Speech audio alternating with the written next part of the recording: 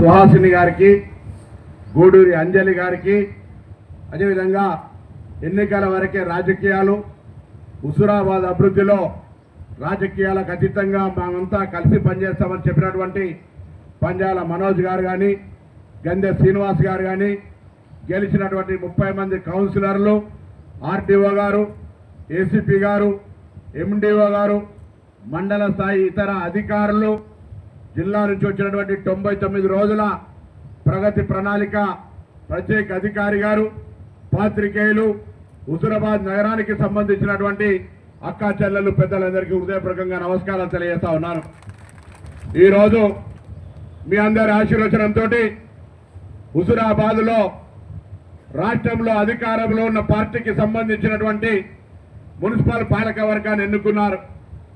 మా సోదరిమణి సుహాసిని గారు చెప్పినారు, ప్రమాణ స్వీకారం ఎప్పుడూ చేయాల్సి ఉండే అన్న మంత్రి గారు రావడం ఆలస్యమైన కారణంగా మరి కొంత ఆలస్యమైనప్పటికీ గౌరవ ముఖ్యమంత్రి గారు ప్రత్యేకించి చెప్పినారు, ప్రభాకర్ తప్పకుండా హుజూరాబాద్ మున్సిపల్ ప్రమాణ స్వీకారంకి వెళ్ళు, నా మాటగా చెప్పు, హుజూరాబాద్ మున్సిపల్ పాలక వర్గం తీసుకునే ప్రతిపాదన హుజూరాబాద్ అభివృద్ధికి సంబంధించి ప్రభుత్వం సహకరిస్తుంది అనేటువంటి మాట చెప్పమన్నారనే మాట ఈ సందర్భంగా మనవి చేస్తా ఉన్నా. నేను 2014 పార్లమెంటు సభ్యుడిగా ఉన్నప్పుడు ఆనాడు జమ్మికుంట, హుస్నాబాద్, వేములవాడ ఈ 4టిని మొదటి దశలో మున్సిపాలిటీగా ఏర్పాటు చేసినాం. అప్పటి నుంచి జరుగుతున్న ఎన్నికల్లో ఏది ఏమైనప్పటికీ తెలంగాణ రాష్ట్రం ఏర్పడ్డ తర్వాత జరిగిన 10 సంవత్సరాల పరిపాలన, పాలకవర్గం అయిపోయినాక దాదాపు ఏడాదిన్నర పరిపాలన తర్వాత ఈ జరిగిన ఎన్నికల్లో ప్రజలు అభివృద్ధిని ఆకాంక్షించి వీళ్ళకి ఆశీర్వచనం ఇచ్చినారు. ఎన్నికల వరకే రాజకీయాలు, ఎన్నికలైన తర్వాత హుజూరాబాద్ ప్రజల మౌలిక సదుపాయాలు, హుజూరాబాద్ ప్రజలకు సంబంధించినటువంటి ఆకాంక్షలకు అనుగుణంగా ఈ ఎన్నికైనటువంటి ప్రజలు పనిచేస్తారనేటువంటి మాట ఈ సందర్భంగా హుజూరాబాద్ ప్రజలకు ఇస్తా ఉన్నాం. రాష్ట్ర ప్రభుత్వం ఈరోజు అనేకమైనటువంటి గ్రామీణ ప్రాంతాలకు, ఏ దేశానికైనా ఏ రాష్ట్రానికైనా ఎదుగుదలకు కొలమానం ఆ గ్రామీణ ప్రాంతాలు, పట్టణ ప్రాంతాలే. కాబట్టి గ్రామీణ ప్రాంతాల అభివృద్ధికి సంబంధించి ఒక ప్రత్యేక ప్రణాళికతో పాటుగా పట్టణ ప్రాంతాల అభివృద్ధికి, మౌలిక సదుపాయాలకు, ఉపాధి అవకాశాలు మెరుగుపడుతూ పట్టణీకరణ పెరుగుతున్నప్పుడు అక్కడ నూతనంగా ఏర్పడేటువంటి కాలనీలతో పాటుగా అన్ని ప్రాంతాలకు త్రాగునీరు, డ్రైనేజు, విద్యుత్ లైన్ల ఏర్పాటుకు సంబంధించి ప్రత్యేకంగా నిధులు కేటాయించే ప్రక్రియ తీసుకుంది. హుజూరాబాద్లో కూడా 15 కోట్ల రూపాయల నిధులు రెడీగా ఉన్నాయి. ఇంకా ఇప్పుడే మున్సిపల్ చైర్మన్ గారు అండర్ గ్రౌండ్ డ్రైనేజ్తో సహా వివిధ పనులకు దాదాపు 300 కోట్ల రూపాయల ప్రతిపాదనలు ఇచ్చినారు. తప్పకుండా మీకు విశ్వాసం కలిగిస్తా ఉన్నాం. నేను, కవంపల్లి సత్యనారాయణ గారు, మేడిపల్లి సత్యం గారు, ప్రణవ్ గారు, ఆర్ శ్రీనివాస్ గారు పార్లమెంటుకు సంబంధించి అందరం కూడా వెళ్ళి హుజూరాబాద్ నియోజకవర్గానికి సంబంధించి స్థానిక శాసనసభ్యుల సహకారంతో పాటుగా స్థానిక పార్లమెంట్ సభ్యుల సహకారం తీసుకొని ఈ యొక్క హుజూరాబాద్ నియోజకవర్గాన్ని కేంద్రమైనటువంటి ఈ మున్సిపాలిటీని అన్ని రకాలుగా తీర్చిదిద్ది ప్రజల మౌలిక సదుపాయాలను కలగజేస్తామనే మాట ఈ సందర్భంగా మనవి చేస్తా ఉన్నాను. కానీ ప్రభుత్వం ఎన్ని కార్యక్రమాలు తీసుకున్నా ప్రజల సహకారం అవసరం. ఇవాళ మార్చి 6 నుంచి జూన్ 12 దాకా ప్రజాపాలన ప్రగతి ప్రణాళిక పేరు మీద ఒక కార్యక్రమం తీసుకొని మీ దగ్గరకు వచ్చినాం. ఇప్పటికే 5K రన్ పేరు మీద, లేదా పరిసరాల పరిశుభ్రత పేరు మీద, లేదా ఇతరత్ర అనేకమైనటువంటి అరే వలై, డ్రంక్ అండ్ డ్రైవ్, డ్రగ్స్, ఈ విధంగా విద్య, వైద్యము అనేక అంశాల మీద కార్యక్రమాలు రూపొందించడం జరిగింది. దానికి ఏసీపీ గారు కానీ, ఆర్డీఓ గారు కానీ, మున్సిపల్ కమిషనర్ గారు కానీ ప్రతి అధికారి ప్రభుత్వ ఆదేశాల మేరకు వాళ్ళ కార్యాచరణ చేస్తారు కావచ్చు. కానీ ఇక్కడ నేను మీ అందరికీ హృదయపూర్వకంగా కోరుతా ఉన్న ప్రజల భాగస్వామ్యం కావాలి. ఇలా మన ఇల్లును మనం పరిశుభ్రంగా లేకపోతే హుజూరాబాద్ను పరిశుభ్రంగా ఉంచుతామనుకుంటే అది అవివేకమవుతుంది. కాబట్టి దయచేసి కలిగించి వేయిన తర్వాత మహిళా సంఘాల సభ్యులు దాదాపు ఇక్కడ 2400 సంఘాలు ఉన్నట్లయి అందరూ కూడా మహిళా సంఘాల సభ్యులు ప్రతి ఒక్కరు కూడా తమ ఇంటి పరిధిలో, ఏరియా పరిధిలో అందరూ కూడా పరిసరాల పరిశుభ్రత చేసుకోండి. ఫైల్ క్లియరెన్స్ అందులో భాగమైన అధికారులు చూసుకుంటారు. కానీ హుజూరాబాద్లో ఉన్నటువంటి ప్రతి ఇంటికి ఆ ఇంట్లో ఉన్నటువంటి ఖరాబైన టీవీయో, ఖరాబైన ఫ్రిడ్జో, వాటర్ కూలర్ పారేయాలన్నా జాగలేదు, మనసు రాదు. నేను మహిళా సంఘాలను కోరుతా ఉన్నా, ఆ ఈవేస్టేజ్ అంతా కూడా వాళ్ళకి ఇచ్చేయండి. అట్లనే పరిసరాల లోపల దోమల బెడద ఇతరత్ర ఉండకుండా ఉండాలంటే పరిశుభ్రంగా ఉంచుకునే ప్రయత్నం చేయండి. నేను ఇప్పుడే ఒక ఎజెండా రాస్తే చెప్పినా, వచ్చేది వర్షకాలం, నర్సరీలను రేట్ చేయండి. హుజురాబాద్ ఎటు చూసినా పచ్చగా కనబడాలి, ప్రతి ఒక్కరు చెట్టు పెట్టాలి. ఎందుకంటే ఇలా దేశ రాజధాని, ప్రధానమంత్రి అక్కడనే ఉంటారు, రాష్ట్రపతి అక్కడనే ఉంటారు. ప్రజలు జీవించలేని వాతావరణం, గాలి వీసుకొని ఎక్కువ ముక్కు కట్టుకొని ఆక్సిజన్ పెట్టుకొని బతికేటువంటి పరిస్థితి వచ్చింది. ఇలా మన ప్రాంతం రాబోయే తరానికి పిల్లలకు బాగుండాలంటే ఖచ్చితంగా చెట్లు నాటాలి, ప్లాస్టిక్ను వాడకుండా నిషేధించుకోవాలి. ఇటువంటి కొన్ని కార్యక్రమాలు చేయాల్సిన అవసరం ఉంది. మనం చెప్తే కొత్తగా అనిపిస్తుంది, బాగానే చెప్తుంది కదా, కానీ ఇది భవిష్యత్ తరానికి మీరు ఇచ్చేటువంటి ఒక వరం. లేదా మీరు పాటించకపోతే వాళ్ళకి ఇస్తున్నటువంటి శాపంగా భావించి వాళ్ళు మనను విమర్శించే విధంగా మన జీవితం కొనసాగుతుంది. కానీ దయచేసి మిమ్మల్ని అందరికీ కోరుతా ఉన్నాయి, ఇలా ప్రభుత్వ కార్యక్రమం సక్సెస్ కావాలంటే ప్రజల భాగస్వామ్యం కావాలి. 99 రోజుల ప్రజల ప్రణాళిక సక్సెస్ కావాలంటే మీ భాగస్వామ్యం కావాలి. 10 అంశాల మేరకు పరిసరాల పరిశుభ్రత, ఆరోగ్యం అన్ని కూడా మెడికల్ క్యాంపులు అవుతాయి. ప్రతి ఒక్కరు పరీక్షలు చేయించుకోండి. మీ ఆరోగ్యానికి అనుగుణంగా ప్రభుత్వమే ఒక వైద్యానికి ఉచితంగా పరీక్షలు చేసే కార్యక్రమం తీసుకుంటా ఉంది.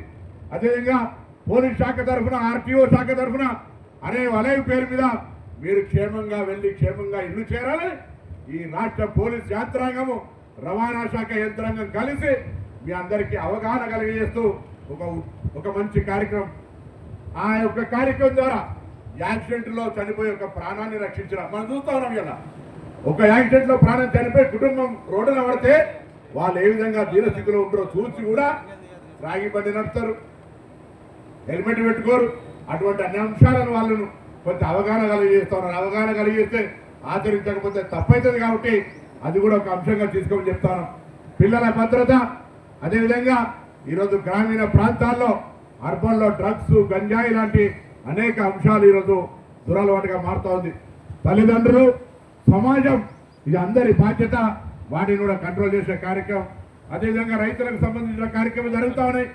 విద్య, ప్రభుత్వ పాఠశాలలను ప్రోత్సహించే విధంగా ఎడ్యుకేషన్ కూడా అటు మోస్ట్ ప్రయారిటీ అండి. ఇటీవల ఒక సర్వే చేస్తే ఎదిగిన కుటుంబాలు, ఇవాళ ఏసీపీ గారు మాధవైనా, వారి ఆర్టీఓ అయినా, వారి మున్సిపల్ చైర్మన్ అయినా వాళ్ళ కులము, మతము, డబ్బు లెక్కకి రాలే, చదువుకున్నారు కాబట్టి వీళ్ళు ఇక్కడ ఎదిగి ఇక్కడ కూర్చోగలిగారు. దయచేసి చదువుకు సంబంధించి మీరు ఒక పూట తిన్నా తినకపోయినా పిల్లలను కష్టపడి చదివేయడం మన బాధ్యత అనేది తీసుకొని దయచేసి ఆ పిల్లల చదువు కొరకు కష్టపడమని చెప్పి సందర్భంగా కోరుతా ఉన్నాను. దాంతోపాటుగా యువత ఇలా ఎంతసేపు సెల్ ఫోన్లోనే టైం ఇస్తారు, గ్రౌండ్ లేదు, ఆటలు లేవు. అవన్నిటిని కూడా పిల్లల్ని ప్రోత్సహించాల్సిన బాధ్యత కూడా తల్లిదండ్రుల మీద ఉంది. పిల్లగాడు అన్నం తినకపోతే ఒక వీడియో పెట్టి టామ్ అండ్ జెర్రీ పెట్టి అన్నం తినిపించి అలవాటు చేస్తారు. ఇలా మనం దాన్ని మార్చకపోతే కష్టమవుతుంది. ఇక చూపెట్టకపోతే అన్నమే తిన్నాడు. అందుకే దయచేసి ఆటలాడిపోయింది. అందుకే వెనకటికి నానమ్మ తాతమ్మ దగ్గర ఉంటే చందమామ చూపెట్టుకుంటే పాటలు పాడి కొత్తగా అనిపిస్తుంది. వచ్చింది అయినా ఓల్డ్ మ్యాన్ పున్నం ప్రభాకర్ మా తాతల కాలం మాటలు చెప్తున్నారు. అబ్బాయి ఇలా తప్పదు. మళ్ళా కొర్రల కాడికి గడక కాడికి వచ్చినట్టు ఇలా ఆరోగ్యం కొరకు ఆరోగ్య పరీక్ష చేసుకుంటే ఎంతమందికి బీపీ షుగర్ ఉందో. కాబట్టి దయచేసి ఇవన్నీ మన జీవితంలో భాగస్వామ్యం చేసుకోవాలి. మంచిగా బతకాలంటే, దవాఖానాలో పడి బతకాలనుకుంటే మనం చెప్పింది వినకపోతే మనం ఏం చేస్తాం?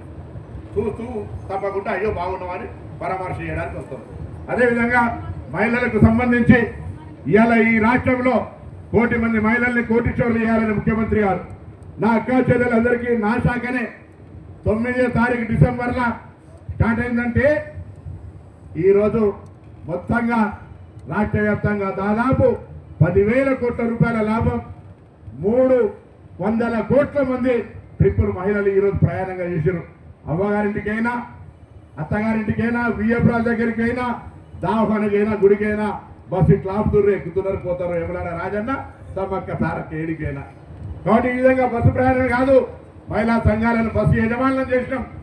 ఈ విధంగా ముందుకు పోతున్న సందర్భంలో మహిళలకు ఇందిరా క్యాంటీన్లు, పెట్రోల్ బంకులు, వడ్డీ లేని రుణాలు, సోలార్ పంపు, సోలార్ మరి వాటి యొక్క అన్ని రకాల కార్యక్రమాలను ఆర్థికంగా ఎదగడానికి చేస్తా ఉన్నాం. ఉపయోగించుకోండి. ఇవాళ మీరు ఆర్థికంగా ఎదిగితే మహిళ ఆర్థికంగా ఎదిగిన రాహుల్ గాంధీ గారు కూడా చెప్తా ఉన్నారు, ఎదిగిన మహిళకు సంబంధించిన కుటుంబాలు అత్యున్నతంగా ఎదిగినాయి. అందుకే ఇల్లు చూడు వాకిలు చూడు ఇల్లాలు చూడండి, ఇల్లు బాగా ఒక గృహిణి బాగుంటే ఆ ఇల్లంతా బాగుంటుందనే మాటని సందర్భంగా మరిచేస్తూ పర్యావరణంతో చెప్పిన పర్యావరణం బాగుంటేనే ఆక్సిజన్ లేకుండా మాస్కులు లేకుండా బతికేటువంటి పరిస్థితులు ఉంటాయి. కాబట్టి ఇవన్నీ పాటించమని సందర్భంగా కోరుతూ మరి సుహాసిని గారు నేను రోజు మా ఈటీవీలో మహేష్ రోజు ఒక ప్రోగ్రాం చూపిస్తా ఉన్నాడు. అరే మా హుస్నాబాద్ వస్తలేదు, రోజు హుస్నాబాద్ వస్తుంది అని అనుకుంటా. రోజు చైర్మన్ గారు ఒక programme, very happy, active proactive ఉన్నాడు. ఎప్పుడైనా ప్రతిభను ప్రశంసించాలి. నేను మీ పాలక వర్గాన్ని పూర్తిగా అభినందిస్తా ఉన్నా. హుజురాబాద్ పట్టణం మీ నాయకత్వంలో రూపురేఖలు మారి ప్రజల మౌలిక సదుపాయాలు పరిష్కరించబడి మిమ్మల్ని అందరినీ శభాష్ అని ఆశీర్వదించి రాజకీయాలకు అతీతంగా మీకు మంచి ఆశీర్వచనం దొరకాలని, అందుకు ప్రభుత్వ ప్రతినిధిగా ముఖ్యమంత్రి గారి పక్షాన ఇక్కడి మాజీ పార్లమెంటు సభ్యుడిగా ఈ బిడ్డగా ఈ ప్రాంతానికి నేను ఒక్కసారి సేవ చేసే విధంగా అవకాశం ఇచ్చినటువంటి ఈ ప్రాంతంలో తప్పకుండా నా బాధ్యతగా హుజురాబాద్ అభివృద్ధికి ప్రభుత్వం పక్షాన సహచార శాసనసభ్యులందరం కలిసి ప్రణవ్ గారికి తోడుగా మీ హుజురాబాద్ అభివృద్ధికి మేము మా బాధ్యత నిర్వహిస్తామనేటువంటి మాట కూడా మరొక్కసారి మీ అందరినీ మనవి చేస్తూ మీ అందరికీ ఇటు నూతనంగా పదవి బాధ్యతలు చేపట్టిన పాలక వర్గానికి మున్సిపల్ కమిషనర్ గారు కూడా ప్రోయాక్టివ్గా పాజిటివ్ జిల్లా ఇక్కడ మండల హెడ్ క్వార్టర్ ఆఫీసర్ అందరూ కూడా ఒక కోఆర్డినేషన్ టీం వేసుకొని ముందుకు సాగమని కోరుతా ఉన్నాం. నిన్ననే పక్కనే ఉన్న సైదాపూర్ నా నియోజకవర్గంలో ఆర్టీఓ గారు ఏసీపీ గారు కూడా వచ్చినారు. ఇదే విధంగా అక్కడ కూడా ఈ 99 రోజుల ప్రణాళికను గ్రామానికి తీసుకుపోయే ప్రయత్నం చేస్తాను. వాళ్ళు హుజురాబాద్ వస్తారు, మీరు బాగా చేస్తే వాళ్ళ మీద కూడా ప్రభావం పడుతుంది, మీరు బాగా చేయకపోతే వాళ్ళు కూడా కొంత సోమర్తనం వస్తుంది. లేదా మీరన్న పోయాడు చూడరి, వాళ్ళు బాగా చేస్తారు, వాళ్ళతోనే మీరన్నా బాగా చేయండి. మొత్తానికి అందరం కూడా ఈ జిల్లా పాత ఉమ్మడి జిల్లా అంతా ఈ 99 రోజుల పాలనలో నెంబర్ ఉండాలి, నెంబర్ 1 కానీ గౌరవ ముఖ్యమంత్రి గారితో కరీంనగర్ ఉమ్మడి జిల్లా ప్రగతి పాలన ప్రజా పరిపాలనకు సంబంధించిన దాంట్లో ప్రణాళిక లోపల నెంబర్ 1గా ఉండాలని కోరుకుంటూ హుజురాబాద్ అభివృద్ధికి బాధ్యతగా నేను యొక్క సోదరుడిగా హుజురాబాద్ ప్రాంతంలో నాకు ఉన్నటువంటి పాత అనేక మంది మిత్రులతోటి ఈ మున్సిపల్ ఏర్పడడానికి ఆ రోజు నేను పార్లమెంట్ సభ్యుడిగా మున్సిపల్ శాఖ మంత్రి ప్రకాశం జిల్లా మహేందర్ రెడ్డి గారు ఉండి ఆనాడు మున్సిపాలిటీలు 4 తీసుకొచ్చుకున్నాం. ఆ మున్సిపాలిటీలో దినదినం అభివృద్ధి ఈరోజు పెరుగుతున్నటువంటి సందర్భంలో తప్పకుండా అన్ని రకాలుగా సహకారం అండదండలు ఉంటాయని మనవి చేస్తూ మీ అందరికీ కూడా మరొకసారి నా శుభాకాంక్షలు, నా యొక్క హృదయపూర్వకంగా అభినందనలు తెలియజేస్తూ హుజురాబాద్ జై హుజురాబాద్ అంటే